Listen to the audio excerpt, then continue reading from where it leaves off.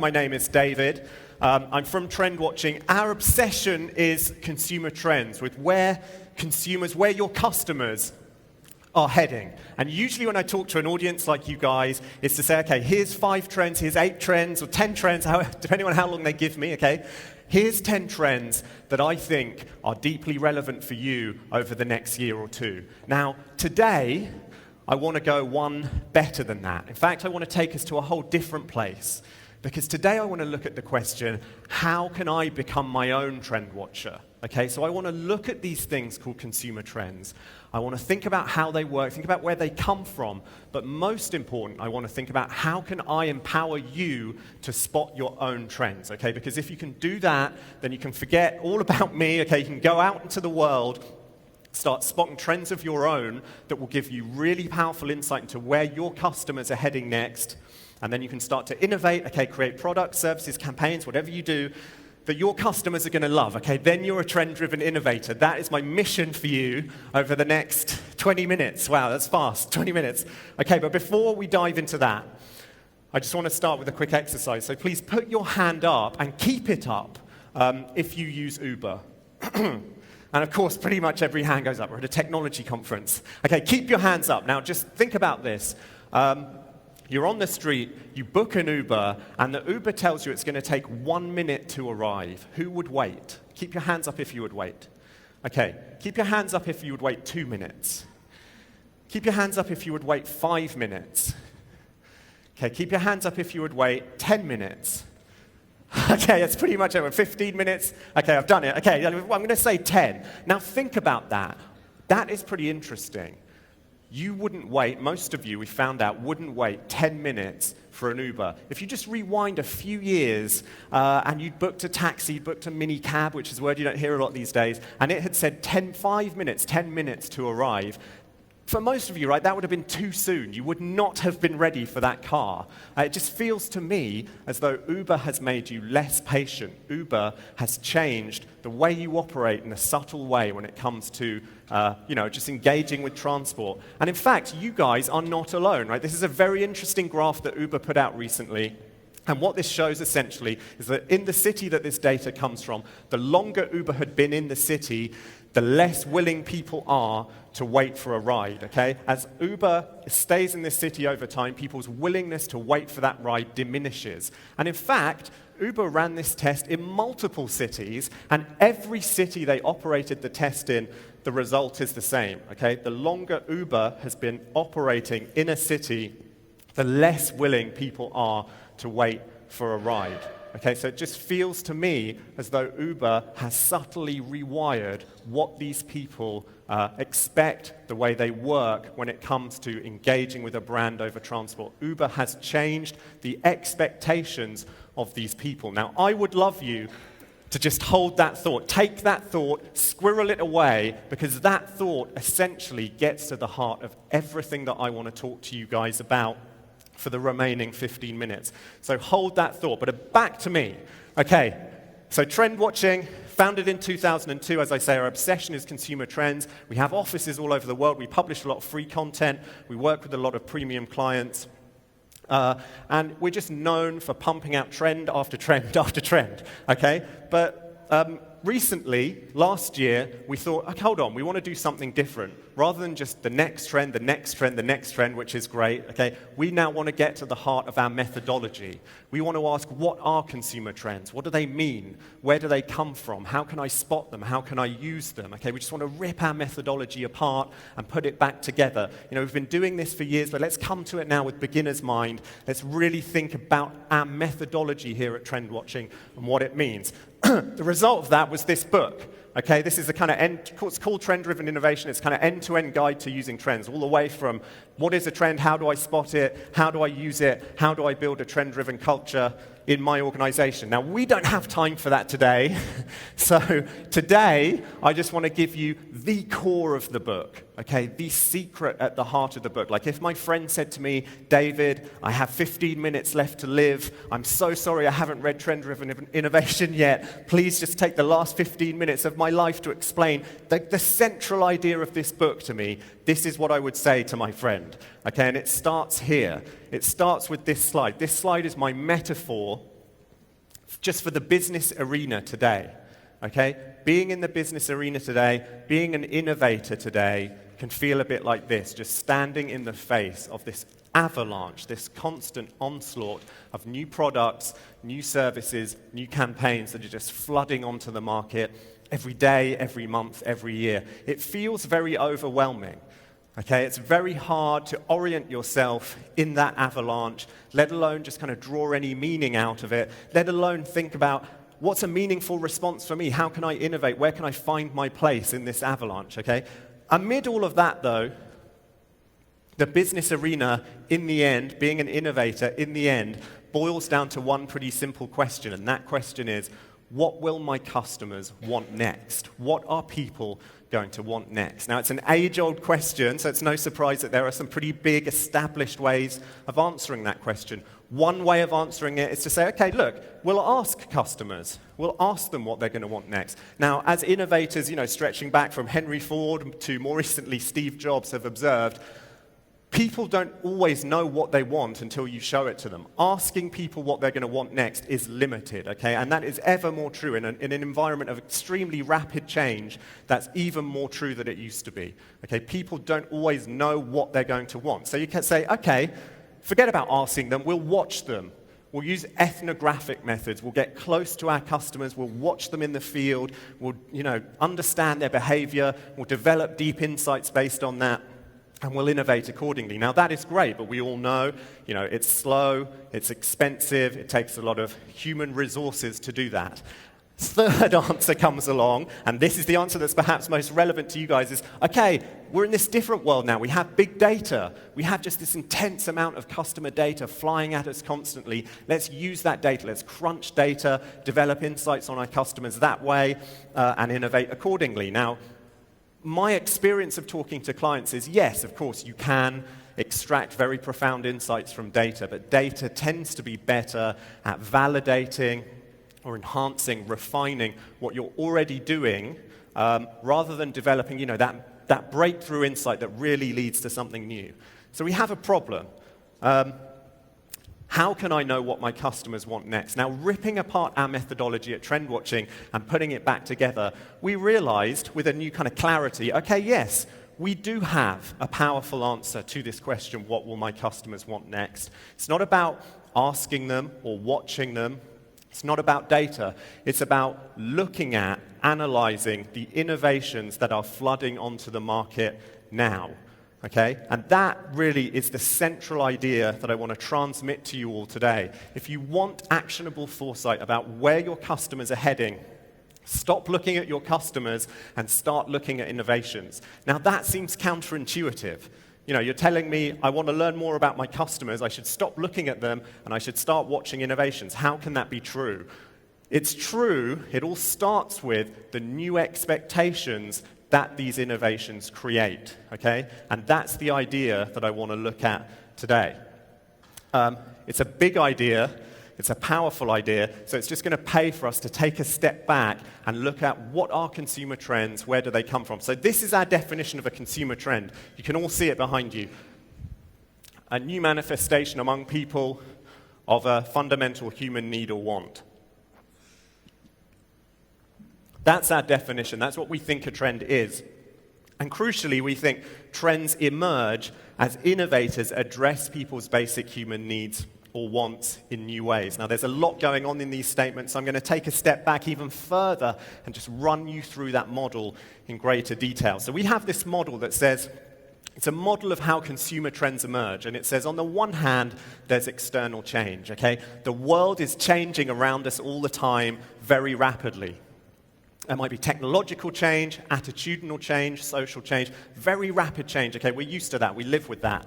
On the other hand, okay, there's human nature, which fundamentally does not change that much over time. So human beings are driven by this set of big, fundamental, basic needs and wants. It might be excitement, security, value, connection, whatever it is, okay? These fundamental, basic human needs do not change that much over time. And at its simplest, at its core, our model of how trends emerge simply says new consumer trends emerge when external change unlock some way of serving a basic human need. Okay, when external change unlocks a new way of serving a basic human need. And crucially, we think you can see that happening when you look at the innovations that are flooding onto the market now, and you ask yourself, how is this innovation, this new product, new service, new campaign, how is it serving a basic human need in a new way? So just think, if you rewind back way now into ancient history, ancient digital history anyway, and you think about the way the internet unlocked a new way of serving the basic human need that was social connection. Okay, and if you'd been looking at the very early social platforms, I'm talking way before Facebook, obviously, before MySpace even, if you'd looked at those very early social platforms and you'd analyzed them using that framework, you'd said, aha, these platforms are serving the basic human need that is connection in a new way.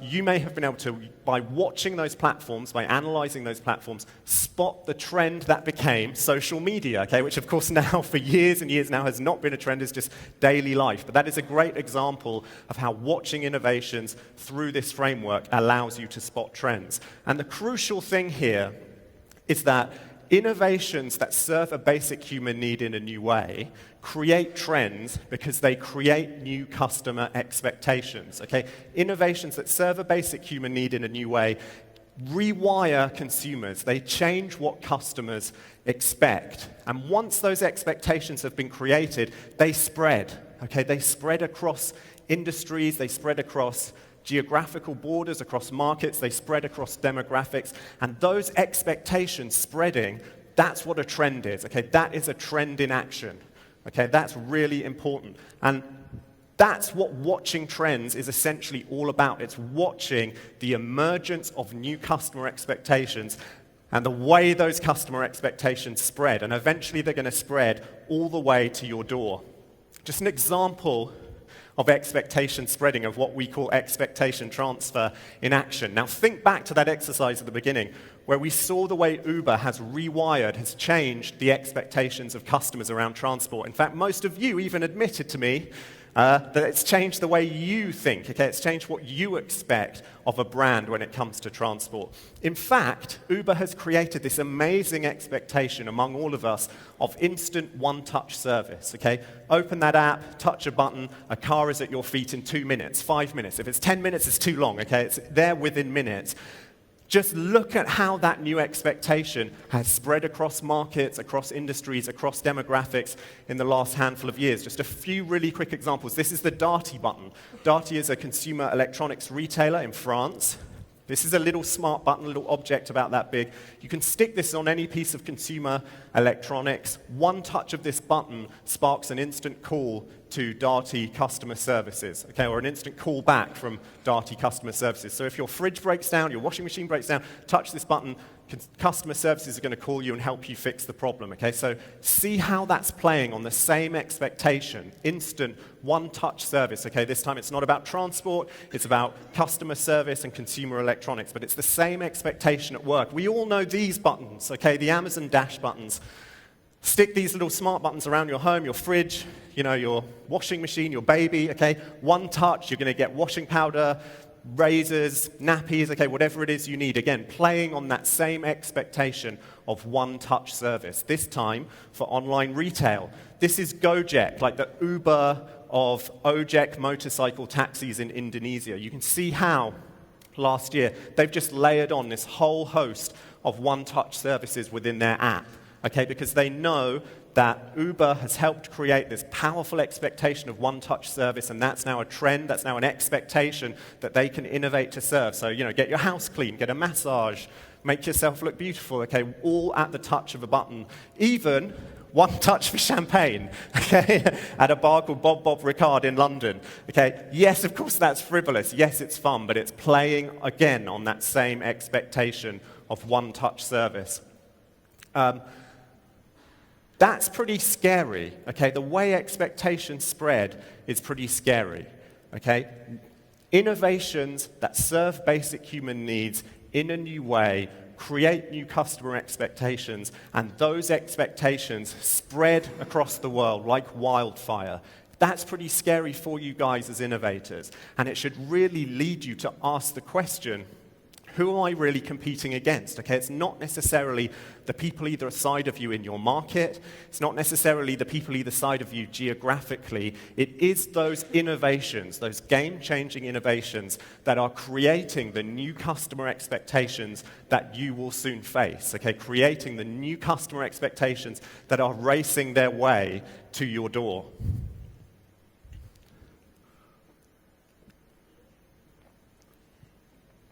And that is why watching innovations, interrogating them for the new expectations they create on the part of customers is such a powerful way to answer the question, what will my customers want next? Okay, that is why everything we do at TrendWatching is fueled by this. This is the TrendWatching Insight Network. It's a network of thousands of people all around the world, people just like you, sending us examples of new products, new services, new campaigns launched in their market every day. And I'm head of the team that's analyzing those innovations, asking, what new customer expectations are these innovations creating? How can we draw lines between them?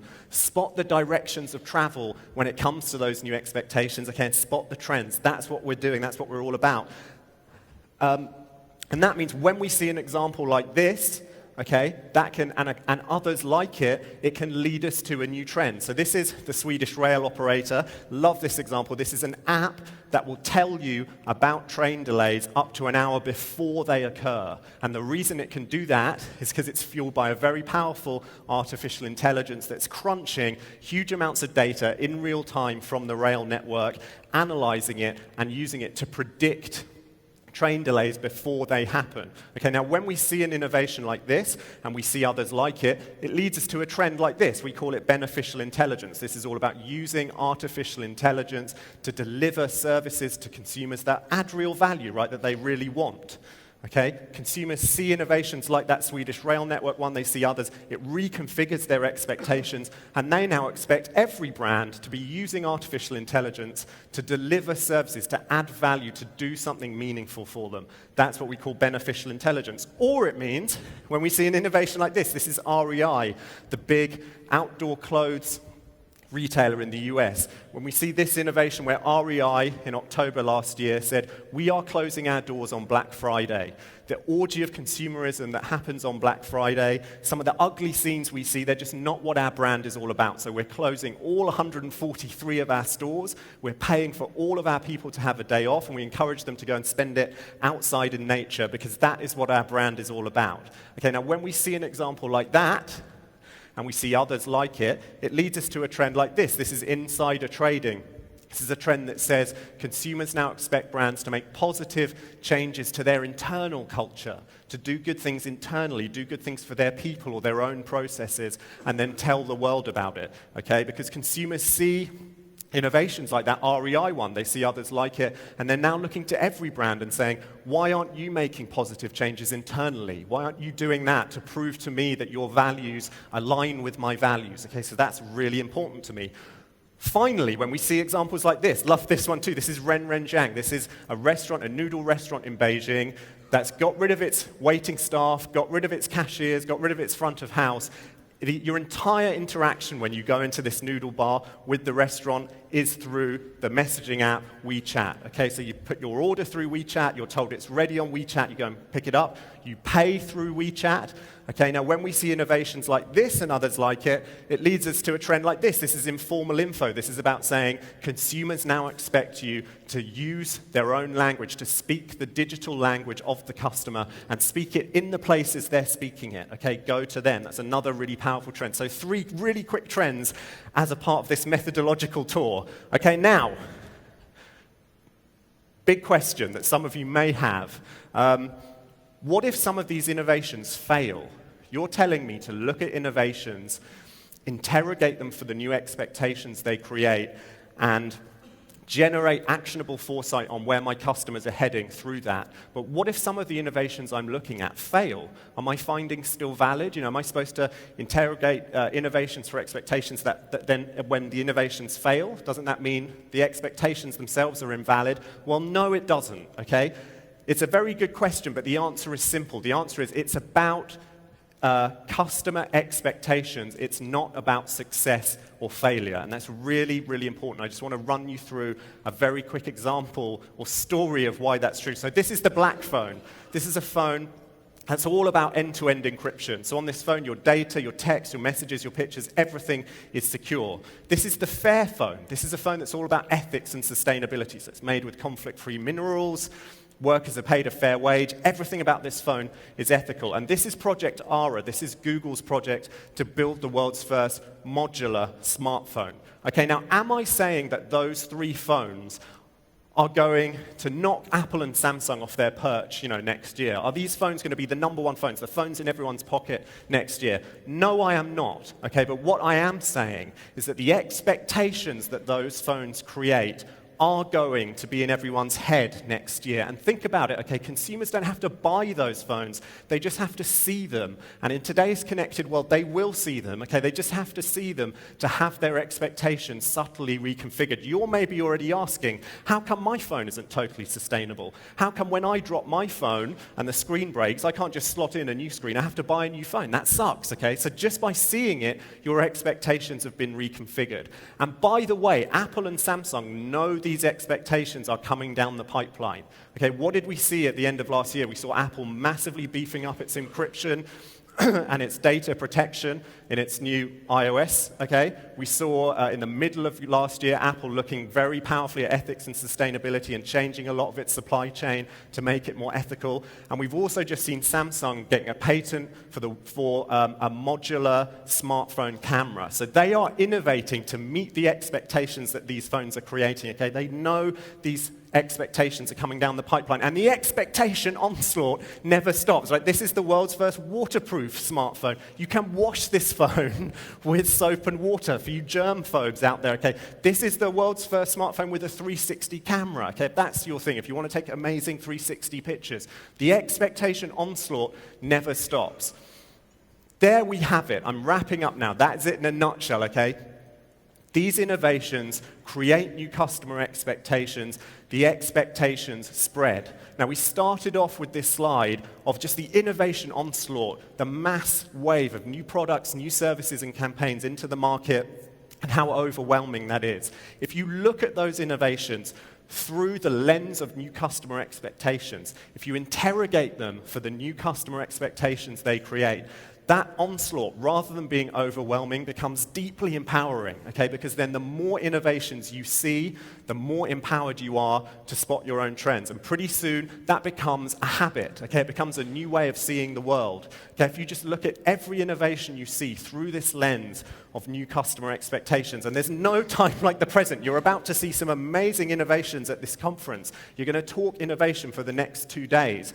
If you just look at what you see at this conference through the lens of new customer expectations, then I really believe that you will double the power. You will make this conference even more valuable than it would have been before. So take this new way of seeing the world out with you into this conference, out with you into the world.